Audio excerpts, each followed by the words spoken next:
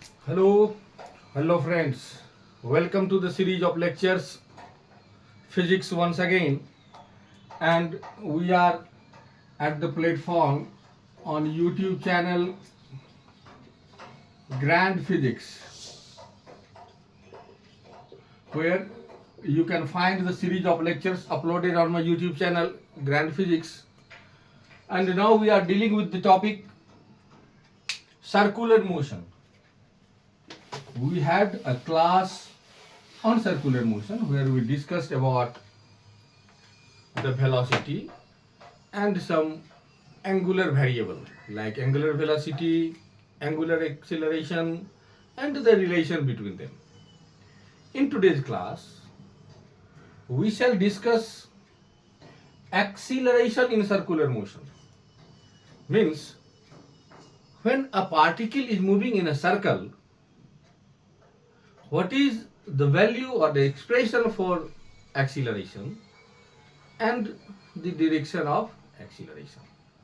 इस क्लास में हम लोग यह भी देखेंगे कि सर्कुलर मोशन में किसी भी पार्टिकल को मूव करने के लिए या बने रहने के लिए नेसेसरी क्या है, कौन सा ऐसा फोर्सेस है जो कि उस पार्टिकल को सर्कल में मूव कराने के लिए रेस्पॉन्सिबल होता है, और वह फोर्स कैसे कैसे जनरेट होगा और लगेगा उस पार्टिकल पे जब कोई भी पार्टिकल सर्कल में मूव कर रहा होता है या सर्कुलर पाथ पे मूव कर रहा होता है।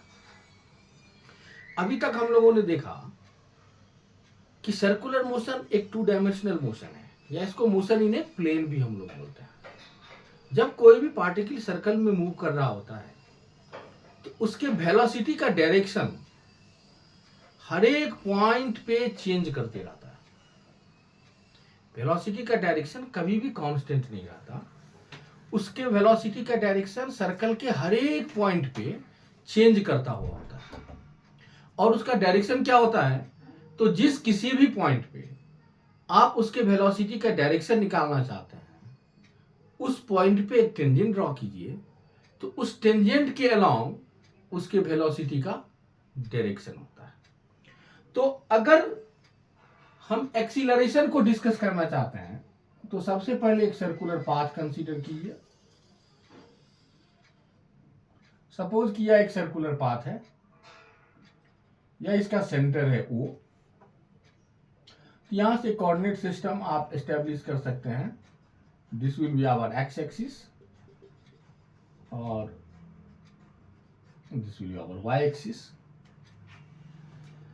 इस तरीके से सपोज कि जो पार्टिकल मूव कर रहा है वो अभी इस पॉइंट P पे है,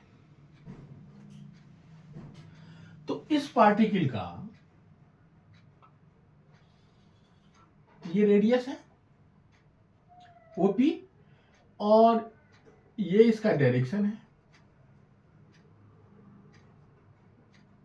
ये रेडियल डायरेक्शन में, इसीलिए हम इसको क्या बोलेंगे, ER वेक्टर से डिनोट करना है। तो ER एक यूनिट वेक्टर है जो कि रेडियली आउटवर्ड डायरेक्शन में है। यह देखेंगे तो रेडियली आउटवर्ड डायरेक्शन में एक यूनिट वेक्टर हमने लिया है ER। और सपोज कि OP का जो वैल्यू है वो R है, इसका मैग्नीट्यूड जो है वो R है, OP इक्वल्स टू R इसका मैग्नीट्यूड है। तो यहां से हम R वेक्टर को कैसे लिखेंगे, R, और सपोज कि यह एंगल कितना बना रहा है यहां से, थीटा। तो R इसका मैग्नीट्यूड हो जाएगा और एक्स एक्सिस की तरफ इसका एक कंपोनेंट आएगा कॉस थीटा इंटू आई प्लस साइन थीटा इंटू जे। यह यूनिट वेक्टर होगा कॉस थीटा आई प्लस साइन थीटा जे। और जब आप वेलोसिटी को डिफाइन करेंगे तो क्या आएगा, इसको डिफरेंशिएट करके हम लोगों ने निकाला था, dr बाई dt निकाला था। तो dr बाई dt का वैल्यू क्या होगा, r ओमेगा कॉस थीटा का डिफरेंशिएशन माइनस साइन थीटा आई और साइन थीटा का कॉस थीटा जे। यह एक्सप्रेशन हम लोग निकाले थे तो वेलोसिटी का वैल्यू मिला था। अब देखिए कॉस थीटा आई प्लस साइन थीटा जे यह किस डायरेक्शन में है, रेडियली आउटवर्ड डायरेक्शन में। और इसी को हम लोग क्या नाम दिए हैं, ई आर। करेक्ट। तो इसके परपेंडिकुलर डायरेक्शन में वेलोसिटी इस पे परपेंडिकुलर है। यदि इस दोनों का डॉट प्रोडक्ट भी आप निकालेंगे, आर डॉट भी निकालेंगे, तो आर डॉट भी आपको 0 आएगा। जैसे देखिए आई का minus cos theta into sine theta plus cos theta into sine theta, तो क्या हो जाएगा 0। तो दो वेक्टर का डॉट प्रोडक्ट यदि 0 आ रहा है तो वह एक दूसरे पे क्या है, परपेंडिकुलर है। वैसे भी हम लोग प्रूव कर चुके हैं कि जब कोई भी पार्टिकल सर्कल में मूव कर रहा है तो इसके वेलोसिटी का जो डायरेक्शन होगा वो कहां पे होगा, इसके टेंजेंट के अलाउंग। तो इस डायरेक्शन में, टेंजेंशियल डायरेक्शन में एक यूनिट वेक्टर हमने कंसीडर किया, तो माइनस साइन थीटा आई प्लस कॉस थीटा जो एक यूनिट वेक्टर है वो किस डायरेक्शन में है, ई टेंजेंशियल। ये लेकर के चलें, लिखने में आसानी होगी हम लोगों को। अब हम लोगों को भी मिल चुका है, भी का मैग्नीट्यूड जो है वो आर ओमेगा है और इसका डायरेक्शन जो है वो किधर है, टेंजेंट के अलाउंग। अगर आप देखेंगे तो ये किधर है, टेंजेंट के अलाउंग, इसका डायरेक्शन है।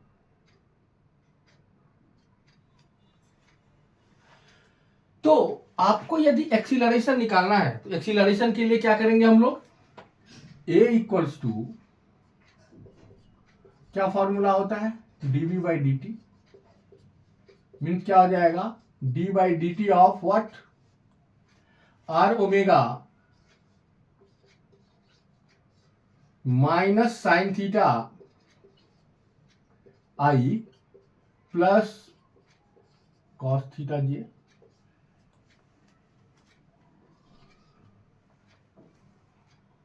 यही होगा। अब इसका डिफरेंशिएशन करना है टाइम के रिस्पेक्ट में, और ये साइन थीटा है, आर कांस्टेंट है तो आर डिफरेंशिएशन से क्या आएगा, बाहर आ जाएगा। तो आप यहां से डिफरेंशिएशन से इसको बाहर कर लीजिए, तो एक्सीलरेशन का जो वैल्यू आएगा वह R D by D T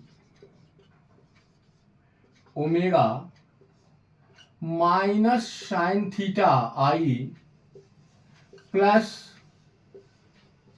cos theta इस टर्म में आएगा। आपको यदि इसका डिफरेंशिएशन निकालना है तो एक बार ओमेगा को कांस्टेंट रखते हुए इसका डिफरेंशिएशन निकालिए, फिर दिस टर्म को कांस्टेंट रखते हुए ओमेगा का डिफरेंशिएशन निकालेंगे।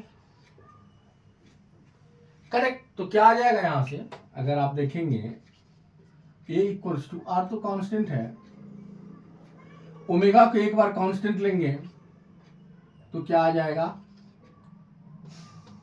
साइन थीटा का कॉस थीटा, तो minus cos theta into D theta by D T, theta का है D theta by D T आ जाएगा I plus, sorry cos theta का माइनस साइन थीटा, तो minus sine theta D theta by D T into J, ये term आ जाएगा।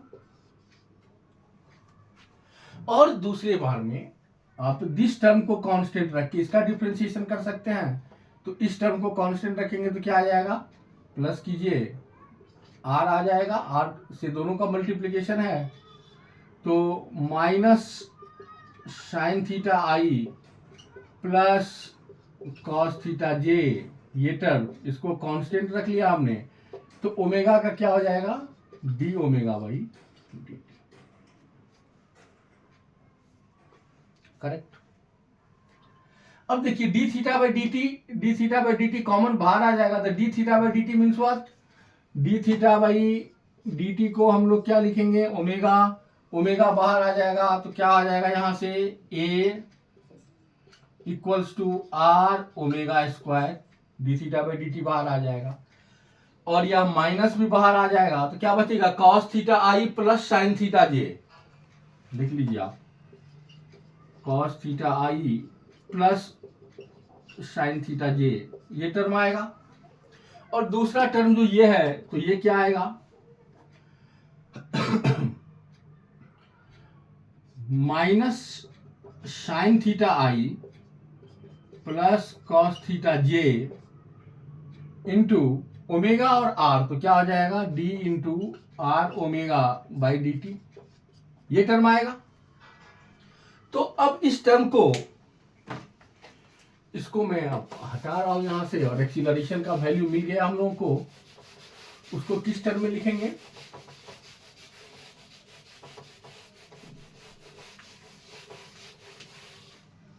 तो acceleration का वैल्यू लिखने के लिए आप देखिए a equals to minus are omega square cos theta I plus sine theta J, क्या है अपना ई आर, इसको ई आर लिखिए आप, प्लस डी आर ओमेगा, तो v equals to are omega होता है, इसको क्या लिखेंगे dv by D t, dv by D t, और माइनस साइन थीटा आई प्लस कॉस थीटा जे, ये किसके अलॉन्ग है, टेंजेंट के अलॉन्ग, ईटी का वैल्यू है, इसको लिखेंगे ईटी। तो इस तरीके से आपको एक्सीलरेशन का एक एक्सप्रेशन मिल गया, जिस एक्सप्रेशन में दो टर्म है। फर्स्ट टर्म क्या है आप देखेंगे, तो माइनस आर स्क्वायर, इसको आप इस तरीके से लिखिए, A equals to are omega square into minus E R plus DV by D T into E T, यह एक्सप्रेशन बन रहा है। अब माइनस ई आर का मीनिंग क्या है, ई आर के यदि डायरेक्शन को आप देखेंगे तो ई आर का डायरेक्शन किधर बनता है, रेडियली आउटवर्ड डायरेक्शन, करेक्ट, या रेडियली आउटवर्ड डायरेक्शन में है। तो minus E R means what, radially inward, मतलब रेडियस के along towards the centre.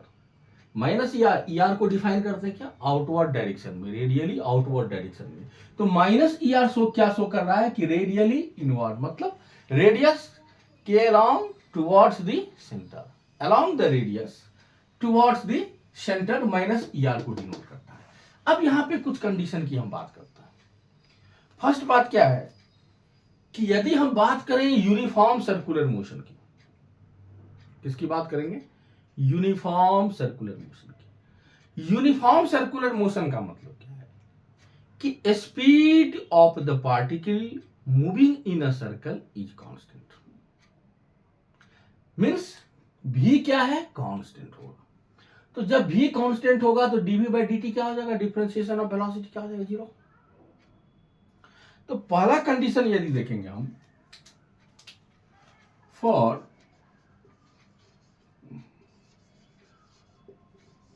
Uniform circular motion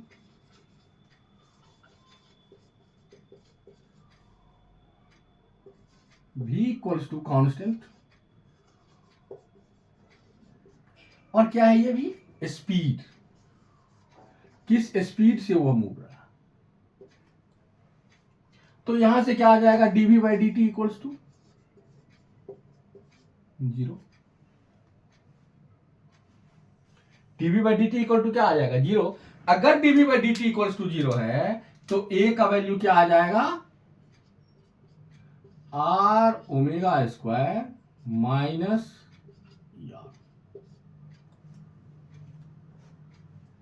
are omega square minus E r. Minus E R का मतलब क्या, direction, इसका मैग्नीट्यूड कितना हो जाएगा उस केस में, कब, जब यूनिफॉर्म सर्कुलर मोशन की बात करेंगे तो डीवी बाई डी टी क्या हो जाएगी, जीरो, क्योंकि वेलोसिटी मैग्नीट्यूड क्या है, कांस्टेंट है। स्पीड क्या है, कांस्टेंट। कोई भी पार्टिकल कांस्टेंट वेलोसिटी से इस सर्कल में अगर मूव कर रहा है, मींस कांस्टेंट स्पीड से अगर यह मूव कर रहा है इस सर्कल में, तो उस पार्टिकल का डीवी बाई डी टी क्या आ जाएगा, जीरो। तो उसकी स्पीड तो कांस्टेंट है, लेकिन उसका डायरेक्शन क्या है, हर एक पॉइंट पे चेंज करता हुआ जा रहा है। अगर आप किसी सर्कल को कंसीडर करेंगे, सपोज फॉर एग्जांपल हम इसी सर्कल की बात करते हैं, इस सर्कल पे काउंट करेंगे तो यहाँ पे इसका वेलोसिटी का डायरेक्शन कुछ इस तरीके से, हर एक पॉइंट पे इसकी वेलोसिटी की डायरेक्शन क्या होती जाएगी, चेंज करती चली जाएगी।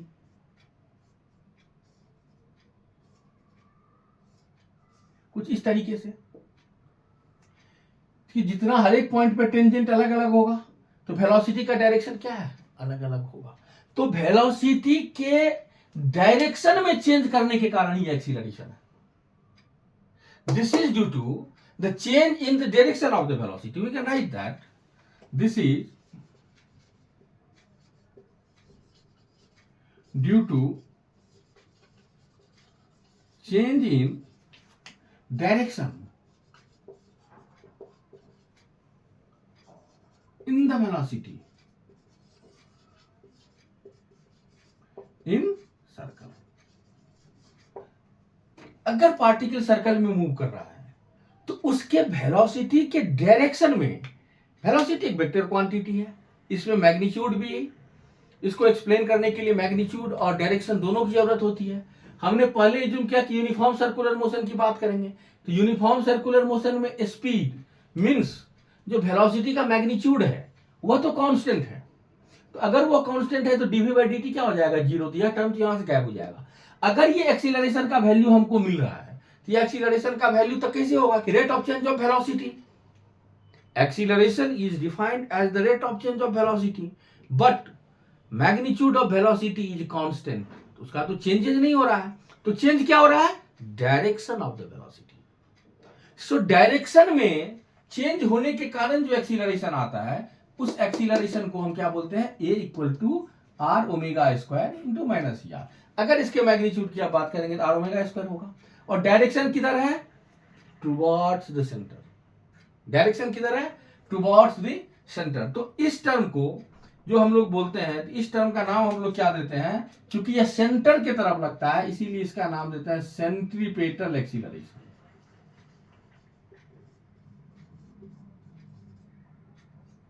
इसका नाम क्या देते हैं हम लोग, centripetal acceleration.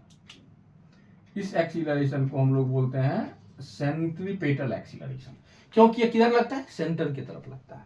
Along the radius towards the centre, मतलब इनवर्ड डायरेक्शन में। Along the radius towards the centre, क्योंकि सेंटर के अलोंग यह काम करता है इसलिए इसका नाम हम लोग क्या देते हैं, सेंट्रीपेटल एक्सीलरेशन।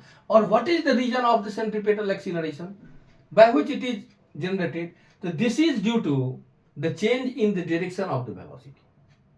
आपसे यदि आज के बाद कोई डिस्कस करता है कि सेंट्रीपेटल एक्सीलरेशन सर्कल में क्यों आता है, तो सेंट्रीपेटल एक्सीलरेशन के लिए जो रिस्पॉन्सिबल है वो क्या है कि change in the direction of the velocity.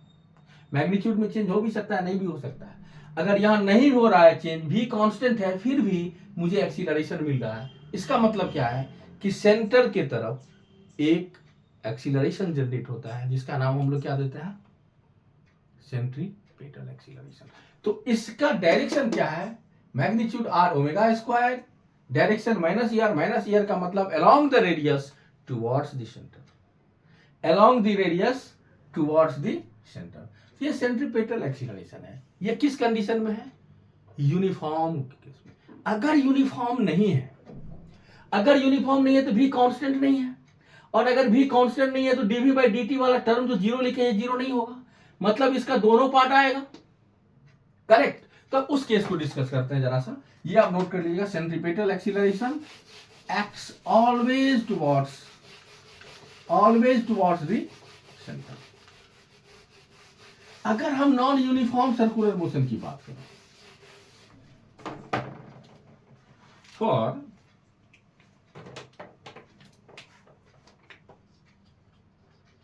for non uniform circular motion, circular motion की यदि बात करें तो ये टर्म तो जीरो नहीं होगा। अब इसको क्या आप मानते हैं, ये किधर है, रेडियल डायरेक्शन में, इसको ए आर ले लीजिए, और ये किधर है, टेंजेंशियल डायरेक्शन में, तो ए टी ले लीजिए। तो ए को हम लोग क्या लिख सकते हैं, A R plus a T लिख सकते हैं इसको। तो ये क्या, यह एक्सीलरेशन अब दो वेक्टर के सम के बराबर है। किसके बराबर है? दो वेक्टर के सम के बराबर। और वो दोनों वेक्टर एक दूसरे पे क्या है? परपेंडिकुलर है, एक रेडियस के डायरेक्शन में और एक टेंजेंट के लॉन्ग में। तो जब दो वेक्टर परपेंडिकुलर होता है तो मैग्नीट्यूड निकालना जानते हैं इसका। अगर ए का मैग्नीट्यूड आपको निकालना है तो magnitude of a what will be under root a r square plus a t square. A r square क्या हो जाएगा? आर ओमेगा स्क्वायर का square plus DV by dt का स्क्वायर, यही होगा। और अगर इसका आप डायरेक्शन निकालना चाहते हैं तो टेन थीटा इक्वल्स टू क्या आ जाएगा? टेन थीटा इक्वल्स टू क्या आ जाएगा? Eighty by A R. मतलब क्या कि dv by dt under mod कर दीजिए इसको by r omega square.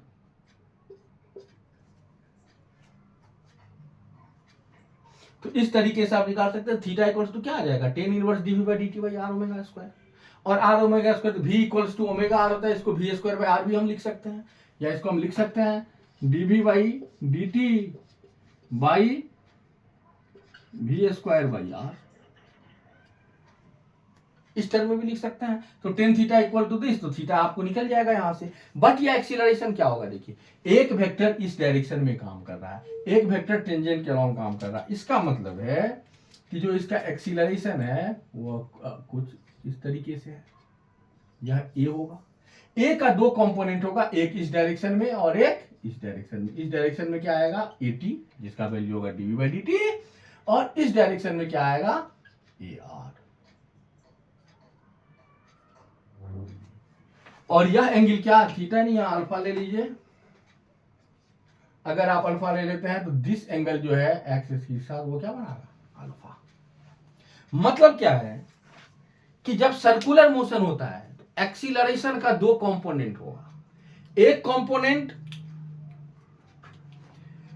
Component या एक्सीलरेशन है आपका, और यह अल्फा एंगल बना रहा है रेडियस के साथ। एक कंपोनेंट रेडियस के अलॉन्ग आता है जिसको सेंट्रीपेटल एक्सीलरेशन हम लोग बोलते हैं, डिस्टर्ब। एक कंपोनेंट उसका टेंजेंट के अलॉन्ग आता है जिसको हम लोग टेंजेंशियल एक्सीलरेशन बोलते हैं। अगर यूनिफॉर्म सर्कुलर मोशन है तो टेंजेंशियल एक्सीलरेशन 0 होगा, उस केस में नेट एक्सीलरेशन जो होगा वो सेंटर की तरफ ही होगा। और इस तरीके से पार्टिकल को सेंटर की तरफ एक एक्सीलरेशन मिल जाएगा। तो मतलब क्या है कहने का कि यहां से कंक्लूजन क्या लेंगे? ये तो हम लोगों ने एक्सीलरेशन का एक एक्सप्रेशन निकाला कि A equals to A R into A T, और ए का जो वैल्यू है, जो मैग्नीट्यूड है, आर ओमेगा स्क्वायर रेडियल की डायरेक्शन में, और डीवी बाई डी टी जो वो टेंजेंशियल डायरेक्शन में। तो दो वेक्टर का सम आप जानते हैं, दो वेक्टर के सम एक्सप्रेशन निकाल सकते हैं एक्सीलरेशन का। लेकिन यहां से कंक्लूजन क्या है? कंक्लूजन क्या है यहां से? यहां से कंक्लूजन ये है जो एक्चुअली हम लोग सीखना चाहते हैं। या जब सेंट्रीपेटल एक्सीलरेशन की आप बात करते हैं, या इसको ए सी भी लिख सकते हैं आप, इसको ए सी भी लिख सकते हैं, क्योंकि सेंटर की तरफ लगता है, वो टेंजेंशियल है। तो अगर सपोज कीजिए कि किसी भी पार्टिकल को सर्कल में मूव करना है, अब ये इसका सेंटर है,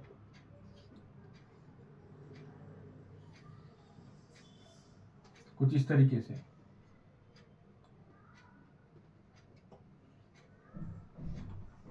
अगर किसी पार्टिकल को, सपोज इसी पार्टिकल को यहां सर्कल में मूव करना है, इस तरीके से, इस तरीके से सर्कल में मूव करना है, या आप ग्राउंड पे किसी भी पार्टिकल को सर्कल में मूव कराइए, बाइक टर्न कीजिए, साइकिल टर्न कीजिए, या किसी पत्थर को एक स्ट्रिंग से लगा करके आप उसको इस तरीके से सर्कल में मूव करवाइए, या किसी झूला पे आप जाते हैं तो वहां पे सर्कल में मूव करते हैं। अनेक तरह के सर्कुलर मोशन आपने देखा होगा।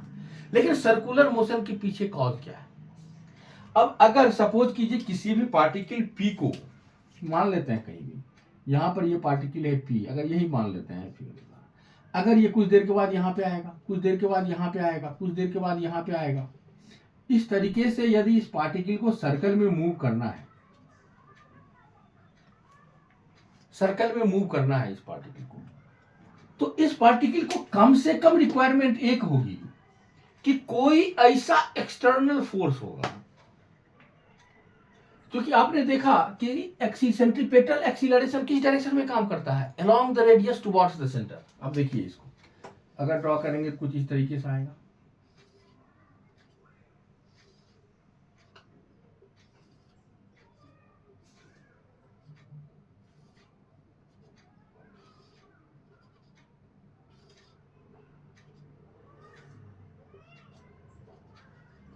ये सेंटर आएगा इसका।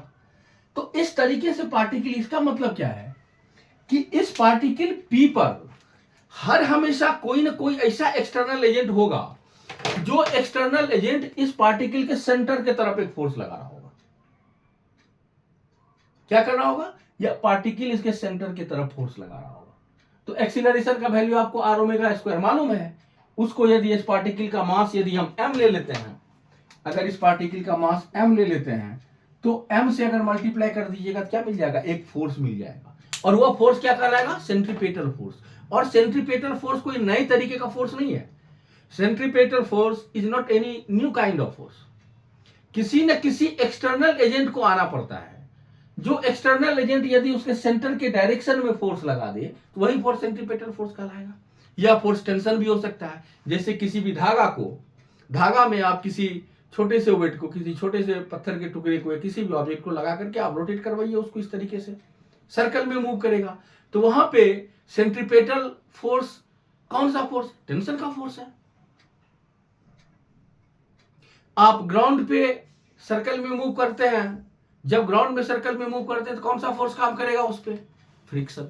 जरा सपोज कीजिए कि आप टर्न करना चाहते हैं और वहां फ्रिक्शन नहीं है, तो टर्न कर पाएंगे, नहीं कर पाएंगे, वहां पे फ्रिक्शन है। उसी तरीके से ग्रेविटेशनल फोर्स होगा, जो दो ऑब्जेक्ट के बीच में ग्रेविटेशनल फोर्स लगेगा और उसको सर्कल में मूव करवाएगा। जैसे अर्थ और सन के बीच में भी ग्रेविटेशनल फोर्स है, उसको सर्कल में मूव करता है। इलेक्ट्रोस्टैटिक फोर्स होगा, मैग्नेटिक फोर्स होगा, या फोर्स का कॉम्बिनेशन होगा। मतलब क्या है कि अगर एक या एक से ज्यादा फोर्स भी काम करे और यह सर्कल में मूव कर रहा है, इसका मतलब यह है कि कोई ना कोई एक्सटर्नल एजेंट ऐसा है जो कि उसके सेंटर के डायरेक्शन में फोर्स लगा रहा है। तो किसी भी पार्टिकल को सर्कल में मूव करने के लिए, उसके सेंटर की तरफ फोर्स लगना, सेंट्रीपेटल एक्सीलरेशन की जरूरत है। यह मिनिमम रिक्वायरमेंट है। तो इस मिनिमम रिक्वायरमेंट को फुलफिल करता है किसी न किसी एक्सटर्नल एजेंट को, और वह एक्सटर्नल एजेंट जो फोर्स लगाता है उसी का नाम क्या है, सेंट्रीपेटल फोर्स। और यदि इसका मैग्नीट्यूड आप निकालना चाहते हैं तो निकाल सकते हैं। एक्सीलरेशन का वैल्यू क्या आ जाएगा यहाँ से, A equals to magnitude of acceleration is what, R omega square. तो what we can write, F by m, let mass is m, तो क्या हो जाएगा, आर ओमेगा स्क्वायर। तो यहां से F इक्वल्स टू क्या आ जाएगा, m आर ओमेगा स्क्वायर, और v equals to are omega होता है। तो omega equal to v by r रख दीजिएगा तो क्या हो जाएगा, F equals to m v square by r. तो ये क्या है, सेंट्रीपेटल फोर्स है। तो सेंट्रीपेटल फोर्स का वैल्यू कितना हो जाएगा, Fc equals to m v square by r. Velocity के टर्म में, लीनियर वेलोसिटी के टर्म में लिखेंगे। अगर एंगुलर वेलोसिटी के टर्म में लिखेंगे तो क्या आ जाएगा, F equals to m r omega square. तो यह Fc जो है m v square by r, यह वैल्यू तो होगा m v square by r, but यह Fc जो है वो कोई न्यू फोर्स नहीं है। यह कोई एक्सटर्नल एजेंट आता है जो कि इस पार्टिकल पे इस तरीके से लगता है कि उसके सेंटर की तरफ उसका डायरेक्शन होता है, तो पार्टिकल को क्या करता है, उसको सर्कल में मूव करवा देता है। और यही रिस्पॉन्सिबल होता है उसके डायरेक्शन में चेंजेस के लिए। तो आज का लेक्चर को हम लोग यही क्लोज करते हैं। नेक्स्ट लेक्चर में हम लोग सेंट्रीपेटल एक्सीलरेशन के बारे में कुछ और पढ़ेंगे और कुछ सवाल को सॉल्व करेंगे, कुछ प्रॉब्लम्स को सॉल्व करेंगे और देखेंगे कि डायनामिक्स इसका किस तरीके से काम करता है, कैसे कैसे यह सेंट्रीपेटल एक्सीलरेशन आता है जो कि काम करता है। तो इस तरीके से हम लोगों ने आज एक्सीलरेशन इन सर्कुलर मोशन का स्टडी किया। In the next class we shall be solving some problems on it. Till the time, go and see my YouTube channel Grand Physics, where you can find the series of lectures. Thank you for attending today's class. See you all in the next class. Thank you very much.